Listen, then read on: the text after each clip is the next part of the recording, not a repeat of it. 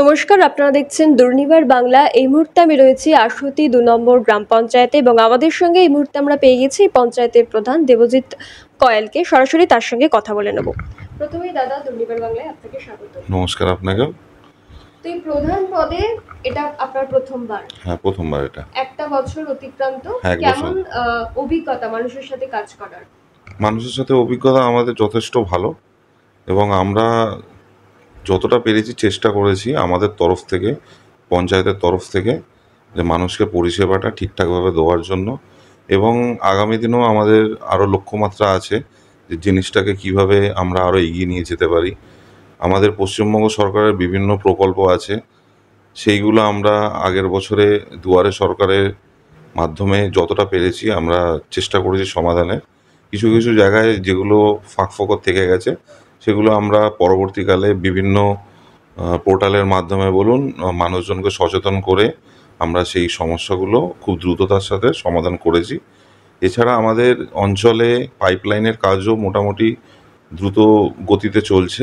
আমরা চেষ্টা করছি যে এই বছরের মধ্যে আমাদের মাননীয় সাংসদ আমাদের 10 তারিখে আমতলায় একটা প্রশাসনিক বৈঠক হয়েছে, তো আমাদের নির্দেশ দিয়েছিলেন উনি ওই দিনকে যে দ্রুততার সাথে যে কাজগুলো আছে সেখানে বিভিন্ন আধিকারিকরা এসেছিল বিভিন্ন দপ্তর থেকে এবং আমাদেরকেও উনি মাননীয় সাংসদ আমাদের জানিয়েছেন যে যে কাজগুলো আমাদের পেন্ডিং পড়ে আছে সেগুলো খুব দ্রুততার সাথে করতে, এবং আমরা সেই অনুযায়ী কাজ করে যাচ্ছি এবং আগামী দিনে আমরা লক্ষ্যমাত্রা রাখছি যে 24-এর মধ্যে যে পেন্ডিং কাজগুলো আমাদের আছে আমরা সেগুলো সব কমপ্লিট করে দেবো। ভোটের সময় ভোট প্রক্রিয়া চলাকালীন যে সমস্ত কাজের স্থগিতাদেশ ছিল সেগুলো কতটা শুরু হয়েছে? সেগুলো মোটামুটি আমরা সব শুরু করে দিয়েছি।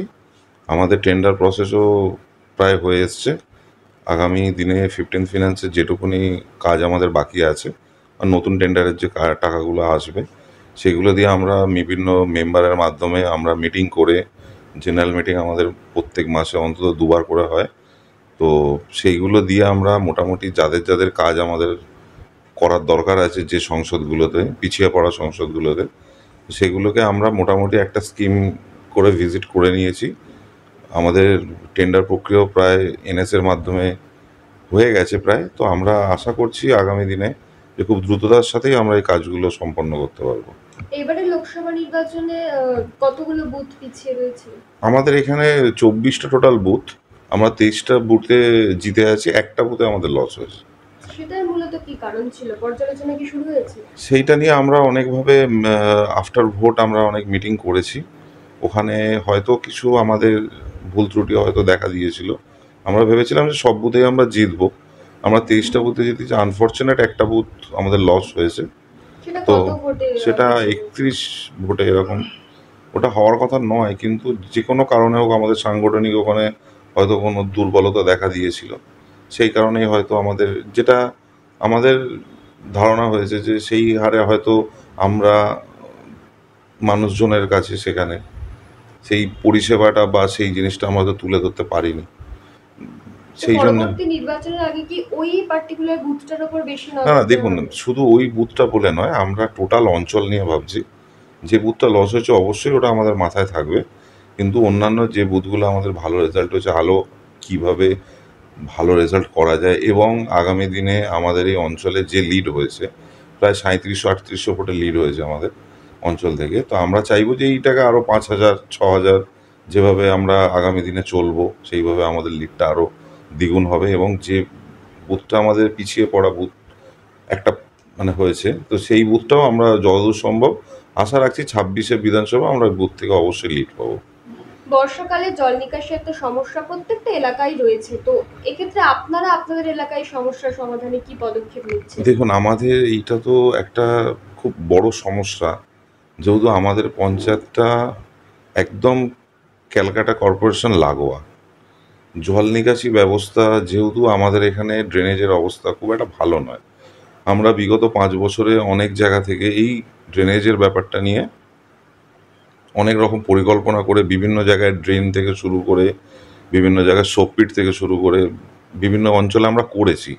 এখন অনেকটা কমেছে, কিন্তু মূল সমস্যা যেটা আমাদের সহকারী সভাপতি মাননীয় বিপ্লব মণ্ডল মহাশয় আমাদের সাংসদকে জানিয়েছে মিটিংয়ের দিনকে, যেহেতু আমাদের ১২৭ বলুন ১৪৪ বলুন এই লাগোয়া পঞ্চায়েত আমাদের, তো সেইখানের যে জলগুলো আমাদের পঞ্চায়েতে আউটলেট করা আছে পঞ্চায়েতের দিকে, তো আমাদের কলকাতা কর্পোরেশনের জলেই আমাদের আশুতি টু টোটালি জলমগ্ন হয়ে যায়। তাছাড়া আমাদের এই যে একটা খাল আছে ছোট কাছারি মন্দিরের ওই পার দিয়ে আমাদের সোনামুখী হয়ে দাসপাড়া হয়ে একটা খাল আছে, বড় খাল, সেটা ইরিগেশন ডিপার্টমেন্ট থেকে আমাদের এখানে ভিজিটও করে যাওয়া হয়েছিল বছরখানেক আগে। এই বছর মনে হয় বছরখানেক না হলেও ওটা মনে হচ্ছে যত ৬-৭ মাস আগে। তো এটা পুজোর আগে বা পুজোর পরে এরকম আমাদের একটা বড় টাকায় স্যাংশন হয়েছে। তো মাননীয় সব আধিকারিকরা এসেছিল কলকাতা কর্পোরেশনে, তো ওনারাও এসে দেখে গেছে। প্রায় অনেক টাকার কাজ এটা আছে আমাদের, ওরা আগামী দিনে ওই খালটা আমরা সংস্কার করতে চলেছি। এবং খালের আশেপাশে যারা যদি খালের জমি তারা দখল করে থাকে আমাদের নোটিশ দিয়েও আমাদেরকে মোটামুটি বলা হয়েছে। আমরাও আপার লেভেলে এটাকে নিয়ে মিটিং করেছি যে আমাদের এই যে খালটা সংস্কার হয়নি দীর্ঘদিন, আমরা এই খালটা সংস্কার যদি করে দিই এবং যে ড্রেনের আউটলেটগুলো আমরা এখনও বিভিন্ন জায়গায় আটকে আছি এই খালের জন্যে, সেই আউটলেটে যদি আমরা ড্রেনটা ফেলে দিই এটা ডাইরেক্ট চড়িয়াল খালে চলে যাবে। কারণ চটার ওপার থেকে যে খালটা আছে আমাদের ওই খালটা তো নিকাশি হচ্ছে আমরা যতদূর জানি, মাননীয় এমপি সাহেবের নির্দেশেই হচ্ছে। তো আমরাও আশা রাখবো যে ওনার মানে কি বলবো যে ওনার আমরা সব রকম সহযোগিতা পেয়েছি। আমরা চাইবো যে ওনাকে আমরা যে কাজগুলো আমাদের দেওয়া হয়েছে আমরা সেই কাজগুলো আগামী দিন খুব দ্রুততার সাথে করে এই যে প্রজেক্টগুলো আছে আমাদের এইগুলো আমরা সব শর্ট আউট করে দিতে পারবো। এইগুলোই আমরা মুখ্যমন্ত্রীর যে ৭৪টা প্রকল্প, সেই প্রকল্পের সুবিধা কতটা পৌঁছে দিতে পারছি? আমরা মোটামুটি ধরুন যে প্রকল্পগুলো জনমুখী প্রকল্প সবকটাই, তার মধ্যে আমাদের দুয়ারে সরকারের সব মোটামুটি আমরা প্রকল্পই কম বেশি রেখে মানুষকে পরিষেবা দেওয়া হয়েছে। এবার দেখুন তার মধ্যে বিধবা ভাতা, বার্ধক্য ভাতা, রূপশ্রী, কন্যাশ্রী, ঐক্যশ্রী বা স্টুডেন্ট ক্রেডিট কার্ড যেগুলো আমরা আছে আমাদের এইখান থেকে যে ক্যাম্পগুলো হয়েছিল সেগুলোতে আমরা যথেষ্ট পরিমাণ ছাড়া পেয়েছি। এবং আমরা বিভিন্ন আধিকারিকের মাধ্যমে বলুন, আমাদের জনপ্রতিনিধিদের মাধ্যমে বলুন, আমরা নিজেরা দাঁড়িয়ে থেকে বলুন, মানুষকে সেই পরিষেবাগুলো আমরা দিয়েছি। এখন আমাদের এই অঞ্চলে খুব কম সংখ্যক, একদম নেই বললেই চলে, যারা বার্ধক্য ভাতা, বিধবা ভাতা পান না। যেগুলো টুকটাক বাকি ছিল আমরা এই ২ মাসের মধ্যে আরও কিছু জনকে করিয়ে দেওয়া হয়েছে। লক্ষ্মীর ভান্ডার কতটা পাচ্ছে? লক্ষ্মীর ভাণ্ডার মোটামুটি আমাদের অঞ্চলে যদি ধরে নেন মোর অ্যাবাউট 95%-এর ওপরে পাচ্ছে। এবং আমরা বিভিন্ন যে আধিকারিকদের মিটিংয়ে আমাদেরকে ডাকা হয়, আমাদের ব্লক বলুন, আমাদের জেলায় বলুন, আমরা সেখানে গিয়ে আমাদের রিপোর্ট অনুযায়ী আমরা যথেষ্ট যেরকমভাবে পেরেছি আমরা চেষ্টা করেছি। এবং যদি আমাদের কোনো এর মধ্যে মিস আপ হয়ে যায় তাহলে আমরা সেটাকেও কভার করে দেবো আগামী দিনে, সেইটুকুনি আমি আশা রাখছি। রেশন কার্ডের ডিজিটালাইজেশন এখন হ্যাঁ, হচ্ছে। এটা নিয়েও আমাদের কদিন আগে ব্লকে একটা মিটিং হয়েছিল, সব ডিলারদের ডাকা হয়েছিল। এবং আমাদের মূল উদ্দেশ্য ছিল যে অনেকেই বলছে যে আমাদের বড় কার্ড আছে রাজ্য সরকারের, তারা নাপসা কার্ড করতে চাইছে ছোটো। এবার পোর্টালের মাধ্যমে সেগুলোকে এন্ট্রি করার জন্য বলা হয়েছে, কিন্তু আমরা যতদূর জানি এখন ছোটো কার্ড সেইভাবে হচ্ছে না। রাজ্য সরকারের কার্ডটাই এই মুহূর্তে এখন চলছে। যদি কেউ সেটাকে চেঞ্জ করতে চায় সেটা পোর্টালের মাধ্যমে আমাদের অফিসে বিএসকের ছেলেরা আছে, পোর্টালের মাধ্যমে সেগুলোকেও আমরা যথেষ্ট পরিমাণে চেষ্টা করছি যদি কোনো মানুষ সমস্যার মধ্যে থাকে তার পাশে গিয়ে দাঁড়াতে। এবং ইন্ডিভিজুয়ালি পঞ্চায়েত শুধু এইগুলো নয়, যারা দুস্থ মানুষ বা টিবি রুগী বলুন, স্বাস্থ্যের ব্যাপারে বলুন, বা অনেক আছে এরকম কন্যাদ্রায়গ্রস্ত, এরকম আমরা সবাইকেই হেল্প করি।